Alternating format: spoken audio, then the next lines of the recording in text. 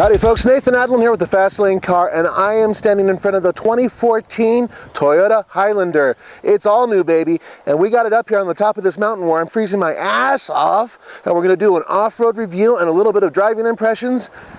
Yeah, it's going to be a lot of fun. I just hope it's warmer in there than it is out here.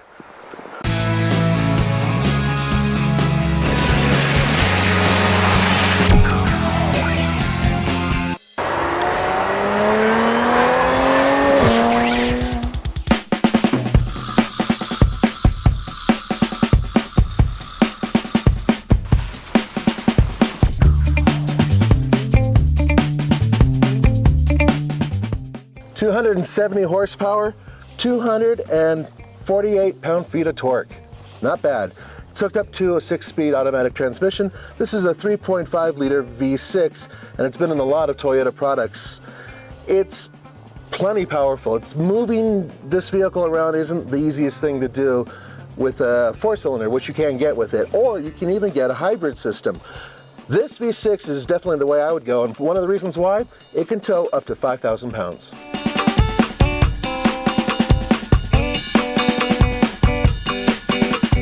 This is a vehicle that actually spells out a conundrum for me, because on one side, people think it's really good looking, on the other side, people think it's hideous. I'm right in the middle.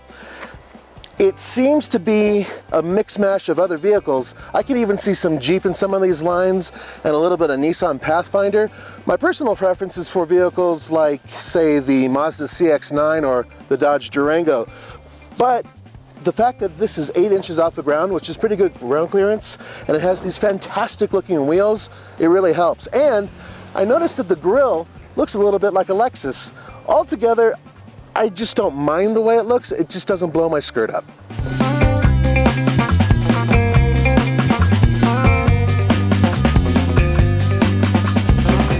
It's a crossover. You're not going to get the type of performance that you would get out of any type of truck in its class. That's pretty obvious. But you know what's great about going off-road with these crossovers? We're able to find out not only what they can do, but what they can't do. And think about that. Let's say there's an emergency and you, for some reason, have to go into the dirt. Wouldn't it be nice to know, oh yeah, this vehicle can actually do it? You know, that's huge. So, Nathan, there's a branch here. Okay, hold on. Yeah, I'm just gonna go to the next one and turn around there. Yeah, I see it branch now. I'm still recording. I really do like this engine. It's got coolness, good power, which really does help get you out of situations that are rather slippery and nasty. Because, yeah, this ice and these rocks, they're not very forgiving. These poor Toyos are built specifically for the street, and they do fine on the street. But out here, well, not so much.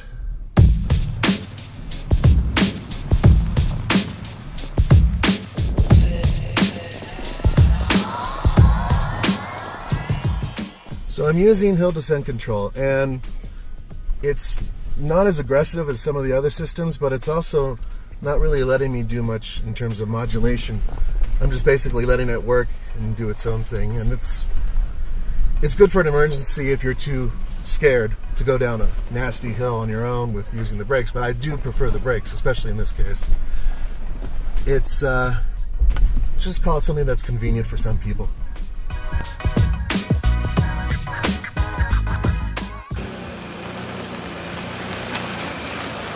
Well, I'm glad I did lock the center diff. It's actually pretty slippery. A lot of ice on top of the rocks, and then there's snow on top of the ice, so it makes it kind of challenging. Well, it's fun.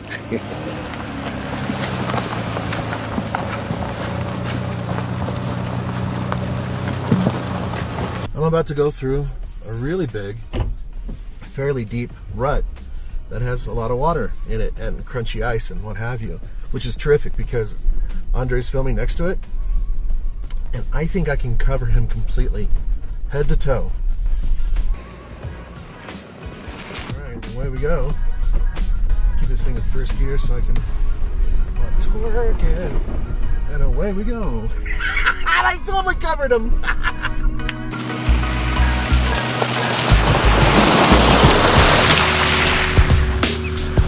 Roman and I have had a chance to take one of these, actually a few of them, on roads all throughout Santa Barbara, and it drove great. I think I would put this on the top half of ride and comfort in terms of its competition. Now, the most squishy ride out there is definitely from the Ford Explorer, which does compete with the Highlander. I would take the Highlander over the Explorer. I love the Explorer Sport, but that's a whole different ball of wax. That is a vehicle that is built for extreme high speeds, and it's really, really expensive. But in terms of the vehicles that fit in this bracket and the overall ride, this is one of the best. Isn't this cool? I love having this type of extra window hatch. Not many vehicles do that anymore.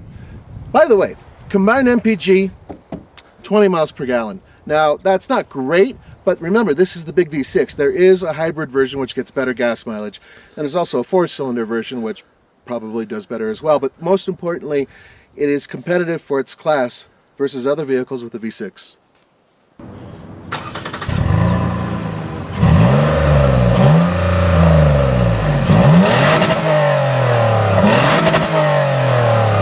You okay?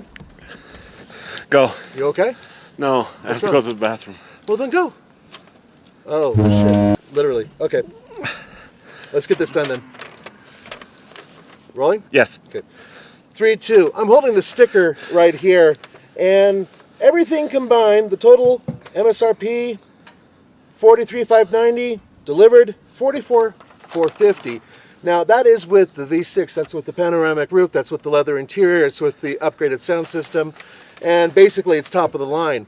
So $45,000 basically for this vehicle. I say it's worth it because the only other vehicle I could think of in its class that I would prefer, and a lot of you I think would prefer as well, is the CX-9 or, once again, maybe even the Pathfinder. Although in terms of its overall packaging, I still think that this is one of the best vehicles you can find.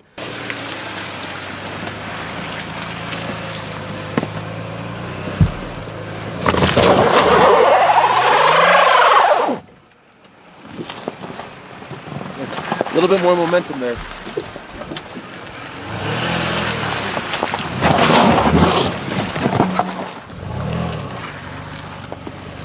Now we're off-road, as you can see, and articulation, not so good. It's a crossover. What are you going to do, right? But the real problem here are these tires, which are absolutely fine, these Toyos, in the street. They're fine in snow. They're fine in light mud. But on slippery rocks like this, they're very, very unhappy. It's a shame because it's actually got a really good power and pretty good torque.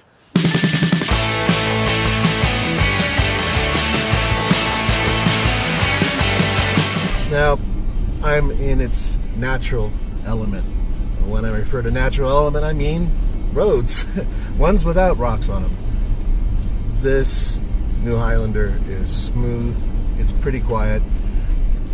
It's tight enough to feel, potholes and what have you, but at the same time, the overall ride is sophisticated. It's got just enough firm to let you push through a corner and you know that you've got stability, just like I'm doing right now.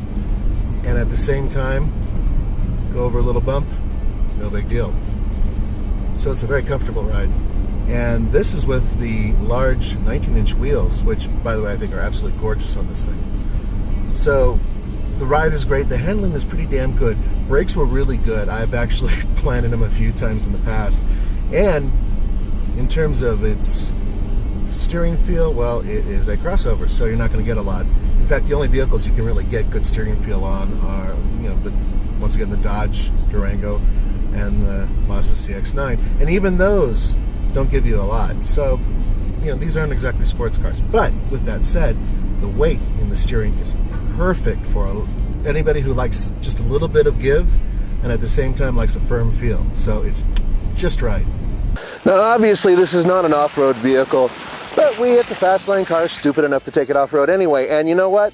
It does okay. I like the fact that it has 8 inches of ground clearance, and it does have a center locking diff, which is really good for mud and snow, and frankly, I don't think half the people out there are even going to need it ever.